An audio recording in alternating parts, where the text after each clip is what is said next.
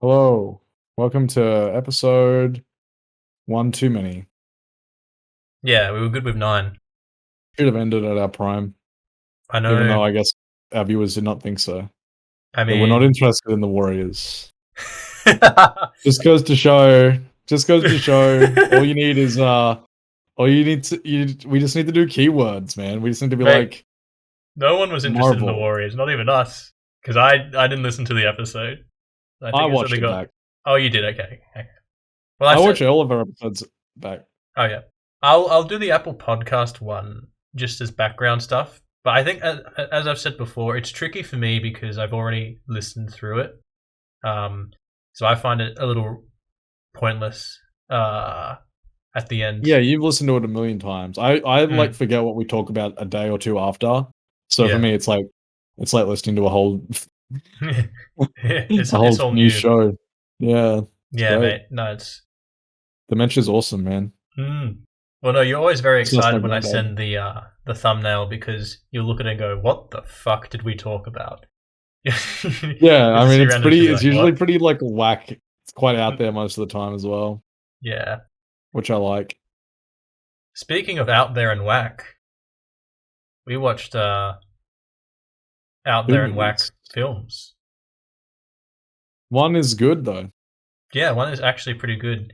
The other one's a poor imitator, a very poor imitator. Um, those were the 96, 97, pardon me, Batman and Robin film, and the superior 66 Batman film with Adam Yep. West and Tim Burt. Is that the Robin No. film? Oh, sorry. Burt Ward. Did you Burt say Ward, Tim? pardon. You went to say Tim Burton, did I was you? about to say Tim Burton. I was like, hang on. Yeah. Well, I guess he's associated with Batman too. That's true. He is. He is. Do you know he's dyslexic? Tim Burton is. Yeah. Hmm. At Interesting. least he says that. Um. Yeah. I think Quite interesting. Quentin Tarantino is also dyslexic. Uh, yeah, that's a fun fact. This is the dyslexic So is hour. Henry Winkler, the Fonz. Oh I don't yeah. know his real name. I couldn't say I'm very fond of them. Eh, eh, eh. Jesus, that's about as a Mr. Freeze pun. Exactly. That was a nice segue. Um, so I made the terrible error, and Kyle was shaking his head and going Jack, Jack, Jack, Jack, Jack. But I insisted that we watch Batman and Robin because I was going to say, you know what? I'm going to give it another go. I feel like it's unfairly maligned. Joel Schumacher is a pretty solid filmmaker for the most part. I He feel makes good like, films sometimes, man. yeah, I When the feel studio's like not telling him to make them for toys. exactly. And I was thinking, you know what, let's do it. And I was dead wrong. I was very bored watching this one. This is Batman and Robin we're talking about. Um, yeah, what were your sort of thoughts, I guess, rewatching it? I mean, it's just there are parts of it where you can laugh and be like, "Wow, this is so dumb." Ha ha ha ha ha. But Mm, the thing is, it comes off the back of like a genuinely like game-changing franchise. So it's not like something like The Room where it's like, look at this silly movie. This is so silly, but it's quite funny because it's so silly. It's yeah. like, look at this movie that had all the potential and build up to be awesome and really good, and look how they butchered it. That's Yeah. Well, I guess how part I of it see it. is Tommy Wiseau has the luxury of not ruining established characters. Uh, Joel, unfortunately, did not have that luxury, or the higher ups, whoever meddled with this one.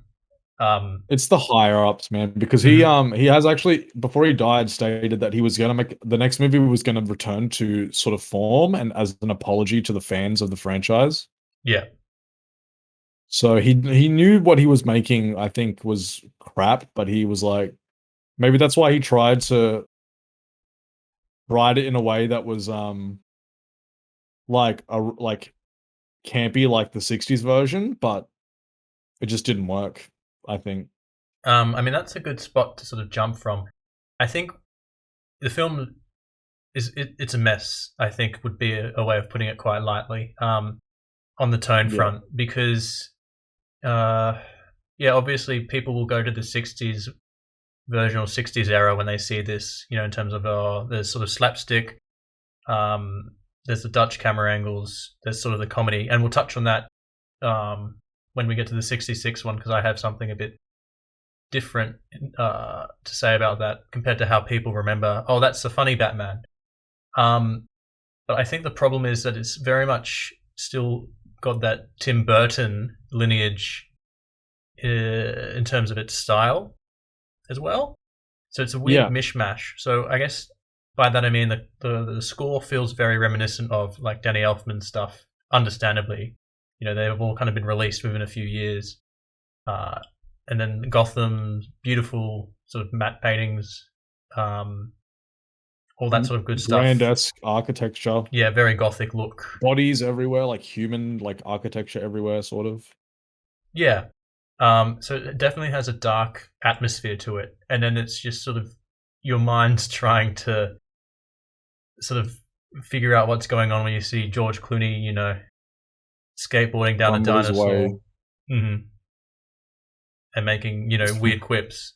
So it's Rumble definitely his way through the quips, not even have any excitement in his voice or anything because he doesn't know. Even he, I guess, didn't know if it was yeah, supposed to be a comedy or because he probably watched the other movies and thought, oh, that's very dark and you know yeah. gothic and what the hell are we doing here? No, exactly. So it's strange on that front, and I think maybe that might be why the movie just does not work for a lot of people. It's not so much that it's campy, or in some ways it will be. We'll elaborate on that, but it's that it doesn't quite know what it is, and that is probably a studio meddling thing. And as you said, probably the fact that actors didn't know exactly what they were getting into, based off previous films, what they'd seen, what they'd be familiar with. And as a result, a lot of the film was just boring for me because I didn't really know how to feel at any one point or what to invest myself in, if that makes sense. Yeah. And like I guess Clooney's expression for most of this film was how I was watching it. He was my mirror image, as not as Hi, handsome though. Cruz. I'm Batman. He's just like it's interesting because it's kind of like and at the end of his career type of performance, isn't it? It's sort of like this is the best. This Phoning it is in just for the paycheck. yeah, but it's Go on a his holiday with his first. family. I think you It's told his me it was first his film, I think. big film, first film, which is shocking. Uh, I think that's true. Definitely one of his first, if not the it first. has to be because I'm pretty sure he's. I want to say he was still doing his ER show. Possible Yeah. ER show, yeah. So that it's very strange. So it wouldn't be a matter of like he's contractually obligated to do this or he's a washed up actor. He's certainly not, but he kind of is acting like that, which is funny to me. But yeah, he's definitely the stand-up performance in terms of what I just hate about it. He Bruce Wayne and Batman just come off as a massive asshole to pretty much everyone in this film because of how he sort of acts so bored and expressionless. Maybe he'd read Frank Miller Batman comics. Oh, maybe. Is this the early version of Snyder Batman, except they just weren't allowed to use guns because they had to sell toys to kids? Maybe. Yeah, well, Val Kilmer is Bob Kane's favorite on-screen adaptation. Did he ever Apparently. elaborate on why? I don't know. I never looked up. I never looked it up. All I know is that he said that. Just a sort of statement. I think he just thought that he matched what his version of Bruce Wayne and Batman was in his own head. Oh, okay. You Which isn't really mean that good of a thing because all the tone of Batman comes from Bill Finger anyways, to be honest. damn? I was just about to correct you and say, don't you mean how Bill Finger envisioned him in his head? You beat me Yeah, to no, it. that's not how Bill Finger envisioned him in his head. I can tell you that much right now. I think the reason Batman is a gothic and dark character is because of Bill Finger. But yeah, that's where the original kind of noir Detective stuff origins came came from. Yeah, yeah. Yeah. And that was kind of the foundation, and then obviously different filmmakers, different artists in the comic book world have built on that. Added more to his backstory in the case of Miller. In that case, though, I think I'm just speculating here that someone saw that he made some Daredevil comics and went, "I'll do that again." So that's why Batman's kind of become a ninja. I'm sure some Yeah, comic book guy will correct me, but I'm pretty sure Frank Miller did Daredevil stuff he did before Daredevil Batman, first. He and he did just Daredevil said, first. "Yeah," and he just said, "I'll just copy that." So this nightmare of a film, I was should we get into the synopsis? I mean, I think it's basically just Mr. Freeze, Poison Ivy team up to reset the timeline, reset the world, essentially. Well, Blu-ray that's not why everything. Mr. Freeze initially is committing crimes, obviously. He's initially Mhm. committing crimes because he wants to save his wife, I suppose, but not really because he's willing to kill innocent people for no reason as well. Like with Yeah. and And like does he need yeah, diamonds to save his wife or something? no, What's with he the needs diamond heist? diamonds to power his suit and make Ah. a no, he actually no, he is just trying to kill people. But then it's revealed that his wife is sick. But it's Mm. not like but he's not also not explicitly killing people because to save like to benefit his wife. He's killing people because he's angry about his wife being sick, maybe. Okay. But he's sustaining his. But the diamonds are to sustain his suit, so he has more time for himself The to work smaller on the ones formula. are. Okay. The smaller ones are, but the big ones are to make that big to like fit into the giant observatory thing, which hasn't even been unveiled by the start of the film. Well, Um was that always his intention? Like, because it's not. Because I thought he kind of.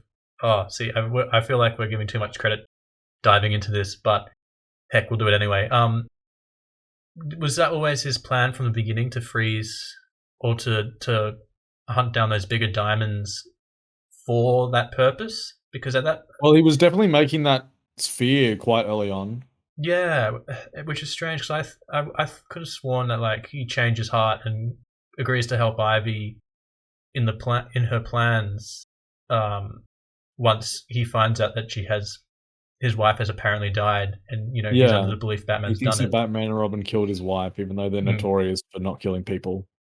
I think you'd Doesn't know even that, doesn't Freezy even boy. question it, considering he's meant to be a genius. Anyway, I mean, this the you know the we are probably putting in almost just a little bit more thought Yeah, to this plot right now than the writers actually did when they were writing it. So yeah, that's how it goes.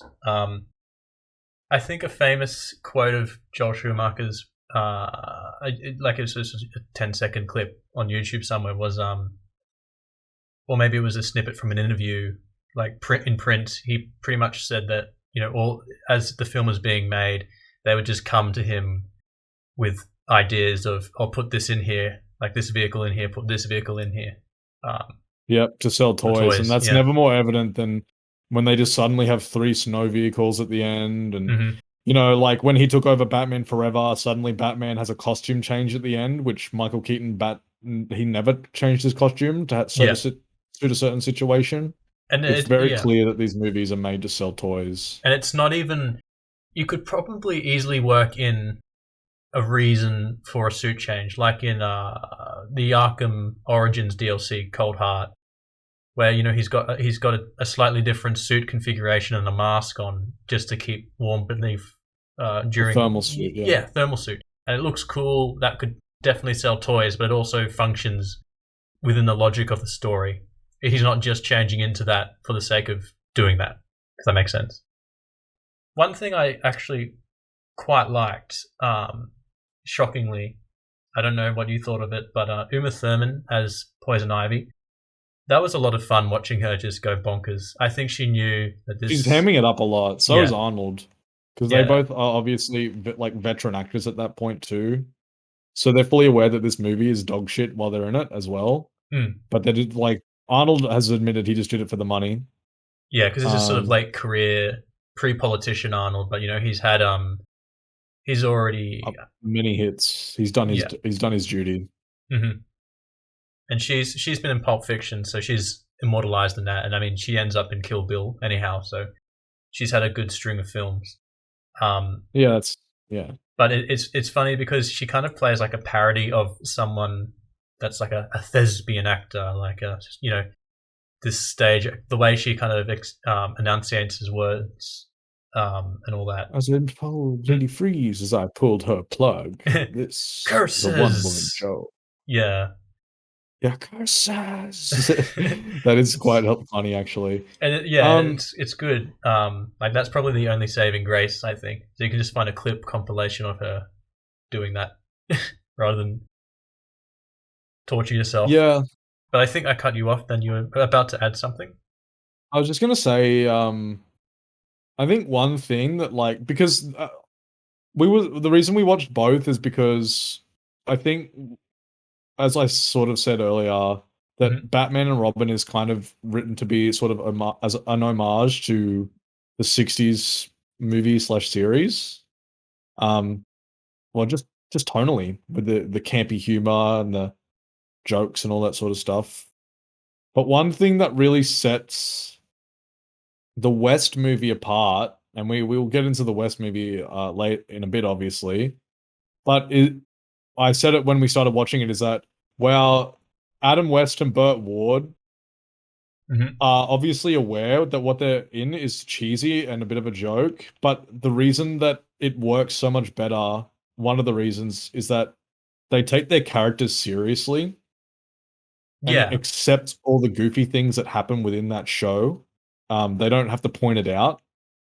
They just roll with it and act as if it's normal. Whereas in Batman and Robin, those characters are also part like just acting goofy and sort of aware of how silly and stupid everything is.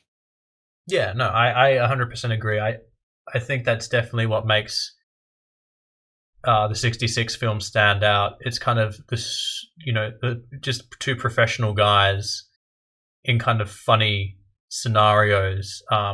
But yeah, they're not really winking so much at the audience because of it or going out of their way to be silly. Like West in particular is a very serious actor still, and it's quite funny to see him react to a funny situation, um, still being playing that kind of serious Serious, character. like crime fighting Batman. Like at the end when they like accidentally make all the people, um, like all the leaders of the world or whatever, swap brains.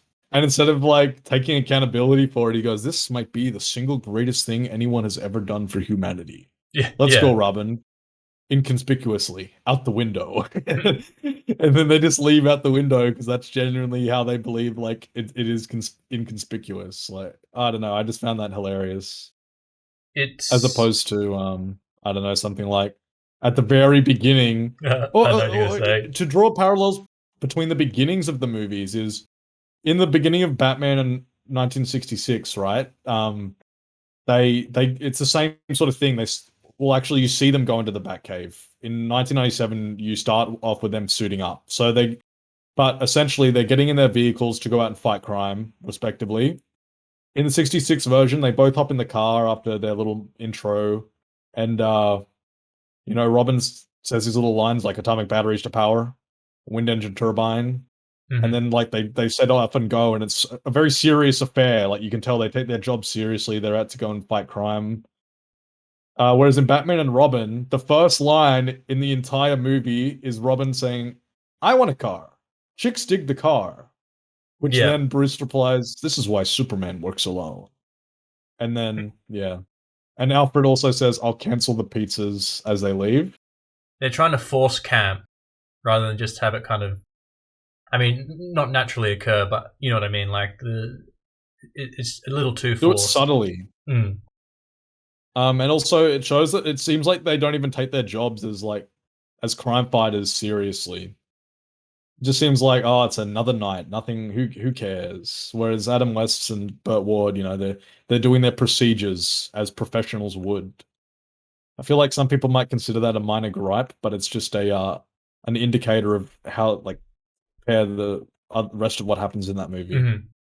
or those movies, No, I respectively. think that's a very good thing to mention because when people kind of defend Batman and Robin, and I'm not putting them down at all. If people like what they like, if people get enjoyment out of this film, that's fine. But they often do fall on that line of, well, we've had campy Batman before, or it's harkening back to a sillier period.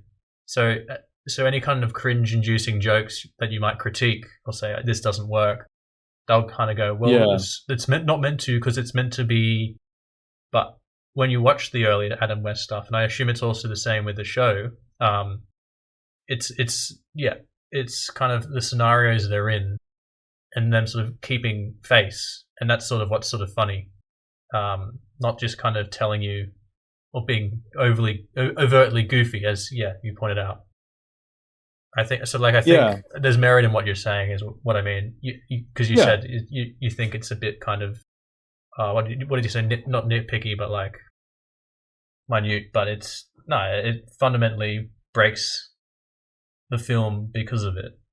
It's interesting. Another thing that this, and again, I haven't seen a lot of the 66 show, so maybe in the 66 show it's a bit different. But in the Batman and Robin film, it's very not quite slapstick, but definitely cartoony in some of the movements and the physics. I never saw any of that in the 66 film.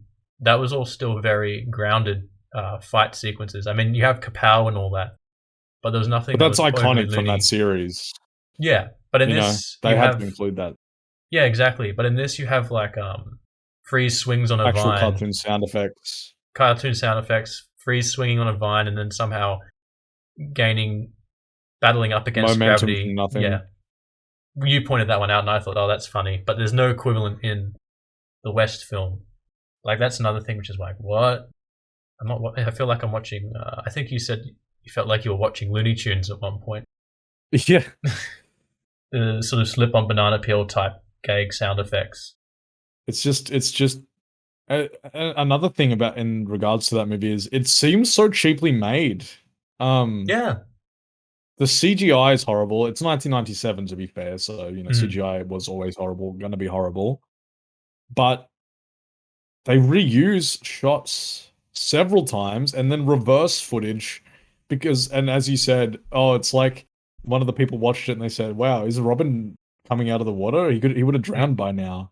And I never thought about it like that, but that's definitely why they put in the little scene of him coming back out of the water and then going back down, but it's just the coming out and reversing him coming out of the actual shot of him coming out later.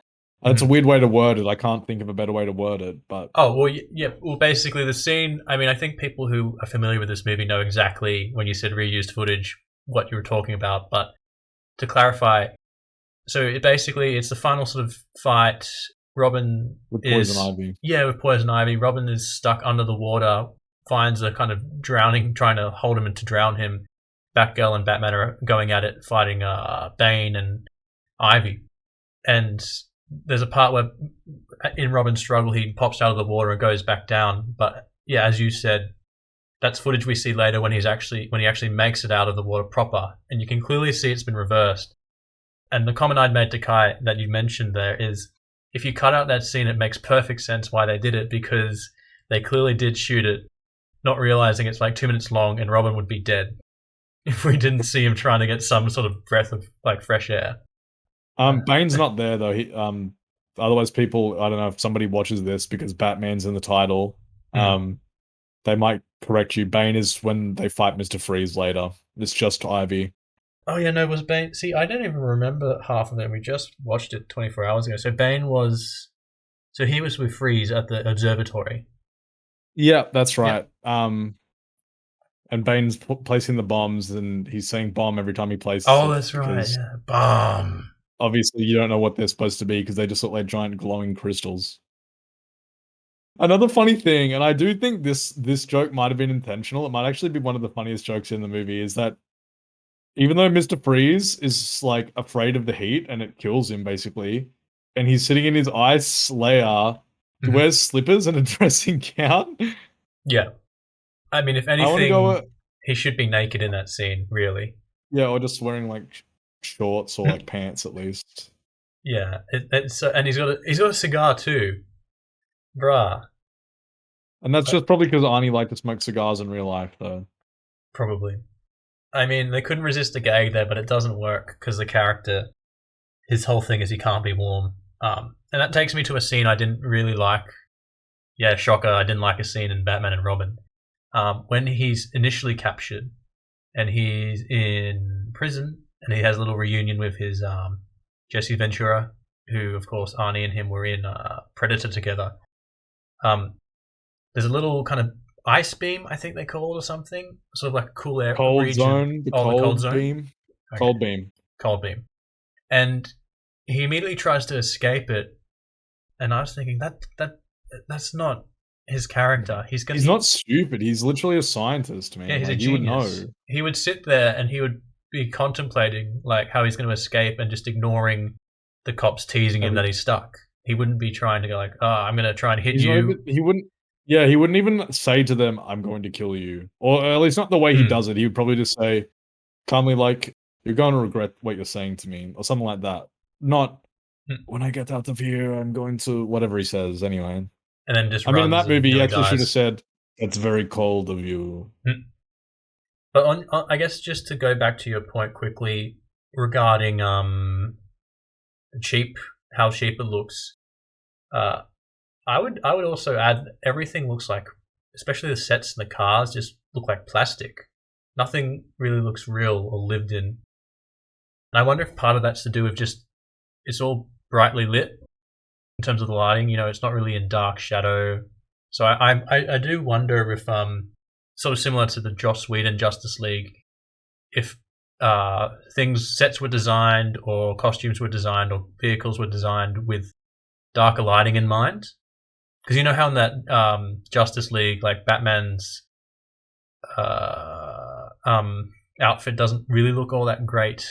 It's clear he clearly has like lines on him to sort of show he looks more defined or more muscular because he's meant to be Yeah, a darker yeah. stuff, like a darker But look. then they brightened it up, and it just shows the flaws of the costume. Yeah, I wonder if it's something similar here because it just looks really cheap, like you said, or maybe that was the point, and they go like, "Hey, kids, look at this. Looks like a toy, It's a so they can toy." go buy it. Looks exactly the same in the movie. Hmm. I'm sure they would try and convince you that's why they did it. Yeah. Not That's not. not why they did it, but they would try and convince you that it was. Yeah. I guess the only other thing I would say is the Dutch angles were particularly obnoxious. Like I actually got a headache at some of them, how exaggerated and show offy they were. Like they kind of called attention to themselves, if that makes sense. Whereas, Yeah, they do. interestingly, in the '66 Batman film, I didn't really notice them. I had to like physically kind of think, okay, oh, there's one, you know, because I was when the villains because they don't always appear when the villains are on screen, but they mainly appear then, but they kind of work like it's not so intrusive where I'm going, oh my god, I've got a headache, everything looks twisted. I don't know how to really Yeah, explain it. It's just I guess maybe it was a more exaggerated not angle. obnoxious.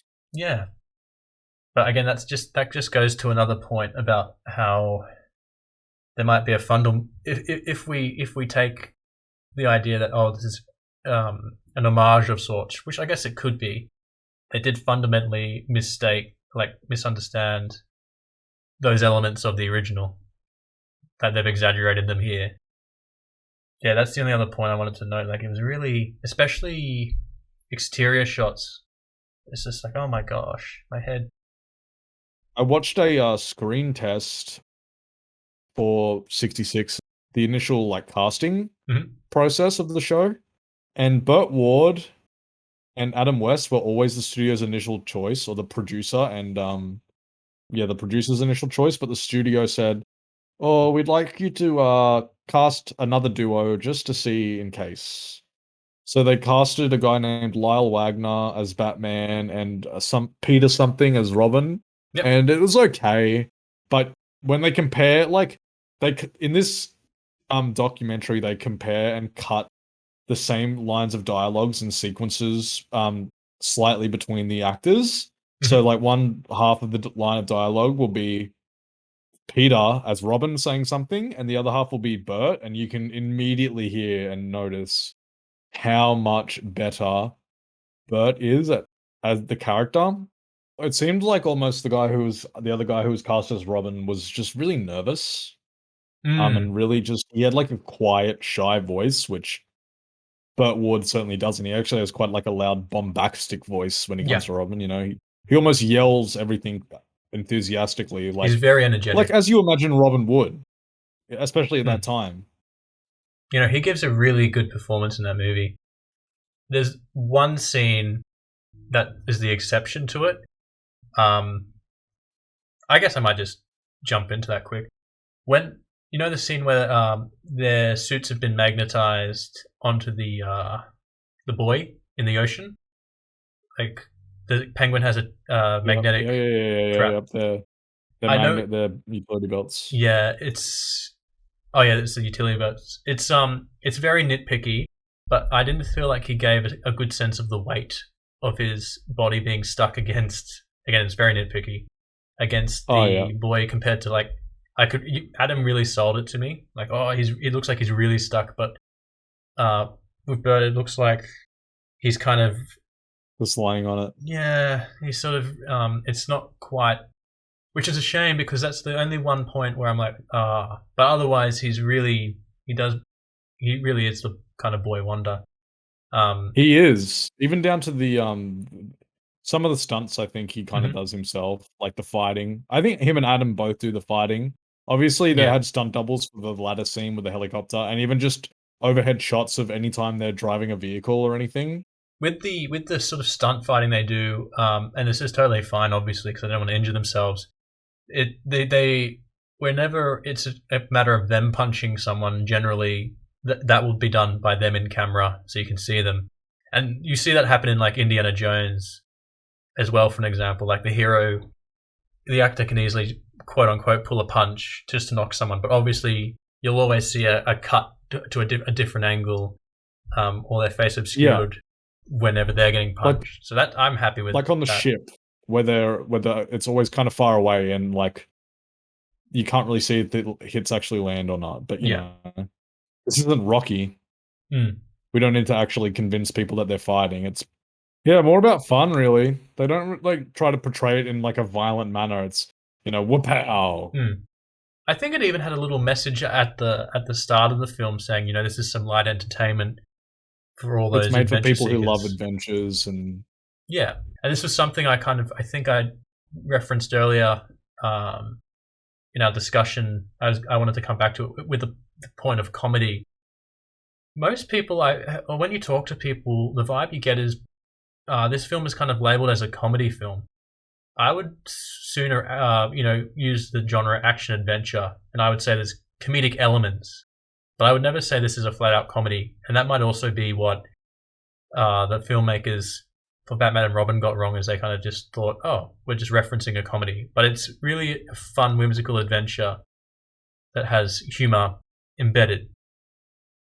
yeah. I'm not sure if that's your kind of take as well. Like, it's certainly No, that's funny, but exactly what I got. It's not designed to be a comedy. Like there are genuinely serious moments, mm, with really good acting, yeah, um, especially from Adam West and Burt Ward. Like, kind of when they're thinking initially about who the supervillain could be, and they start to realize, oh, it's multiple supervillains, and he gets the thought in his head, and his voice like sort of like you hear mm, the actual tension in Adam West's voice, and he comes, "Oh, come, Robin, we haven't a moment to lose," and like they leave. Um, oh, there's something else I was gonna say. on I Bert was gonna say or a lot of people dislike this movie and dislike this iteration of the characters because they dub that don't think that the characters are taken seriously or they're not gritty enough because obviously modern Batman ever since Frank Miller mhm. sort of reignited interest in the character. Modern audiences want to see Batman be brutal and they want to see him be serious and dark and brooding, which is fair enough. I thoroughly enjoy that part of the character. Yeah. But I also like to embrace the wackiness of the golden era of these characters too. Personally. I will say on the point of the villains, I think we had a similar sentiment. They definitely were a little weak. Uh, I mean, motivation, like performances, fine. Motivations and all that are kind of a bit murky beyond, oh, we're just gonna. I guess what I'm saying is they weren't very distinct kind of Yeah. characters for me. But I mean, I guess that's kind of an early example of what happens when you juggle having a lot of villains in your movie. I guess maybe Yeah. people should have watched this film more. Then we wouldn't have had the mistakes of like a Spider-Man 3 type. Mhm. I mean, yeah, it's not as It's not as what's the bad as word? that. Like they're just kind of Yeah, there, but they're kind of balanced decently well, but that's because none of them ever like take on. I guess the Penguin's kind of the main guy. mm. Um, I guess. I mean, they all have an opportunity to do something unique. I suppose he's got flying umbrellas. Catwoman's kind of the seductress, the temptress type to Bruce Wayne when she has her alter ego. Good Joker's kind stuff. of clowning around, but then not really. And obviously Riddler's got his riddles, but still, it's kind of just like I wouldn't say there was any character that stood out between them. And again, their performances are good with what material they've been given. But that's my kind of thoughts. I think I've kind of covered my end on that film. Yeah, Any sort of thoughts from you? not really. I think it's a kind of a forgotten like by the audiences that grew up with it. I think it's well respected and understood well, but by modern audiences, I think it's unfairly treated because they expect Batman to be a fucking badass, like super like gothic superhero Mm. all the time. Well, Um, here's a good question for you then. Do you think um, you would ever get back to that point, or like the pendulum would swing and you would see more, not no, camp per se, but something a little lighthearted? no, Mm. no, it will never go back to that way for the mainstream movies. They'll do Closest was Batman. animations in that Yeah, universe. Which there are two actual sequels to this movie, which are animated, called Return of the Caped Crusaders, and Batman and Robin versus Two Face. Same voice actors return, except yeah, it's not Lee Merriweather as Catwoman. I think it's Julie Newmar, who became sort of the iconic version of Catwoman from that series, yeah. They even had a though few. she was not the actress in this movie. Yeah, no, that was just a fun question to put out there because I do know that obviously the Batman, the Brave and the Bold harkens back to that kind of era, as I guess Uh, to a certain extent, Lego Batman, yeah. or he's sort of taking the E- piss out of everything, I suppose. But Even in comics, the original Batman is dead. Like, so the way DC works is Earth 1 is not the original Earth from like the original run of DC with, you know, Mhm. the very original. They all got moved to Earth 2 after the original sort of like crisis or like, whatever sort of event they had that changed the universe. But after they got moved to Earth 2, the original Batman died. He's dead. This is why I don't get invested in comics a lot. And this is not to belittle anyone who enjoys these things, but I'm not a big fan of these big mishmashes World of changing events every few months, and it's like, okay, what do I have to do now? or when it's like we're going to do a new timeline of this character, and you sort of think, well, how can I sort of invest my time in this if he's going to be killed off? Oh, but then he'll be resurrected. I think that's something the MCU's kind of almost falling Heading into, towards especially if the the what ifs. multiverse. Yeah, the multiverse, or even the what if series. I mean, I know it's a what if series, but still, it's a way for them to sort of add in new stories for those characters that might be dead or the chapter's closed for them. And I go, well, okay. Uh, Oh no, they don't even need to do that. They just need to make Black Widow hmm. after she died. 4 years after she died. Oh yeah, Let's make a movie about her. Or whatever, 3 years, whatever it was. Too late is what it was. We know what happens to her in the movie. She lives. hmm. The reason they made it was because they're setting up a new Black Widow at this point, Oh which is just okay. annoying. Oh The well, MCU will die out soon, I think, to be mhm. honest. I think comic book movies are on their way out at the moment. Yeah. I mean, it's kind of like a that tends to happen with these sort of film. I guess maybe film Fads. movements of film fads probably more appropriate. Like Saw yeah, Razorfist talk about this recently, and he's like, It's Yeah, usually about 10 to 20 years, and then that's it. That's all you get. yeah, he's definitely right. It's definitely gonna die out for sure. I mean, if you're getting like a main TV show focus, which is a what if, that's sort of like kind of bottom of the barrel ideas. I generally find like what if is a way to just sort of stall things while you're thinking of where to progress your characters. I've Yeah. never liked what if stuff. Sometimes it can be interesting, but because it's a what if, by virtue of that fact, I'm normally like just not as interested. Like even the first time I came across that was a Ben 10 episode actually, where what if Gwen has the Omnitrix, and I I just do did not remember that care one. at all. I was like, I just want to. I'm going to tune in next week and watch what he gets up to next. Where there are actual stakes. Yeah. Look, I like the what if stuff, but well actually I haven't seen the what if Marvel stuff because I'm not really interested in that. At this point, I'm just watching movies about the specific characters that I like. So like you're going to Like I probably watched see Spider-Man. Spider-Man Yeah. because I've always loved Spider-Man. I'm definitely going to see the Batman because that actually looks like a good standalone film anyways. And also I love Batman. So, Yeah, I'm interested. We haven't really had a super solid Riddler in film, so that would be good. And I like that actor. Paul Dano. Yeah, Is that how you say his name? Dano? Paul Dano, One of the I two. believe. Yes. So I reckon it's probably time to wrap up. Yep. Question, question, question. Oh, that's an easy question. Oh, Which do you prefer? 1966 or 1997 that is Batman very easy. movies? I prefer the '66 one. Um, I think if you the prefer the 97 one, you are fucking lying to yourself. And like, I honestly, I will be amazed if people prefer the 97 one because that is a garbage film. uh, Fun to make fun of though, but garbage.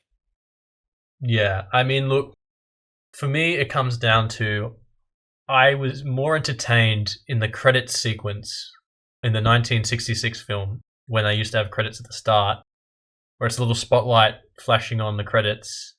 Wow, this Yeah, is that was a fun. really nice credit sequence, to be honest. I really enjoyed that too. Nothing in the The music. 97 film came close to that and the joy I had watching that. like, That's true. Yeah, the best part about the 97 film, I will say, is the opening Mr. Freeze scene because it's kind of like funny and it seems like that's where all their budget went, yeah, it almost. feels like the ending sequence. Like, Robin's frozen and he has to make a tough choice to save him or lose the villain. Um, you Who know, says, I'll kill you next time? That's the best line in the whole movie. I'll kill you next time. Why don't you just kill him now? how they're lightly jogging. Oh, we didn't even get into that. How they're lightly jogging and right behind Oh, him. yes. Okay. Okay. Just before we go, Oh, everybody go on to YouTube. Don't bother looking at the movie. Go on to YouTube and type up Batman and Robin lightly jogging after Mr. Freeze in 1997 movie. And somehow they don't catch him in that part. it's Brilliant. it's pretty funny. But anywho, I think we can wrap it up there. Thanks for listening. Uh, let's see how this one goes in the ether of YouTube. Keywords. Keywords. Batman, Batman, Batman, Batman, Batman, Batman. Yeah, bro. We started out strong episode 1 and it's been up and down. We've had some Up and listeners down. who, It obviously depends on yeah, what's being what we're discussed. reviewing. Nobody really knows the Warriors. It's a cult film, so That's true. as we stated. But I was still really happy to do it because it's one I love close that to my movie. heart. At the end of the day, we're kind of just doing this for a bit of fun. Like we're not Oh too yeah, we're fast not either way. We just sort of joke whenever we reference we view do it. stuff. Yeah. Oh yeah. It's definitely not a professional review, like let's be real with No. ourselves. I I mean, don't I'm care. glad it isn't. Professional reviews, especially, it must just be a word count they're given, are awful. I don't get anything They from. suck, man. They're so dumb. Mm. I don't trust a movie critic. They spent half the time talking about the fucking synopsis. I'm like, bro, just you've only got 2 more paragraphs. You're gonna fit character, editing, score, and all that. Like, and then Yeah, normally they bring politics into it or something, or just their reading of the film. It's like, which oh my nobody cares goodness. about. You're not a fucking political fucking scientist. You're a Yeah. fucking movie reviewer, dude. Review the fucking movie for what it is. Hmm. Anyway, have you done recording now? Now it is. Goodbye. Goodbye. Yeah, he doesn't. I'm done talking to these idiots listening to us. Yeah, shut. Get the fuck out of my fucking podcast. Hmm. And now it's really shut off. Yes, it's all done.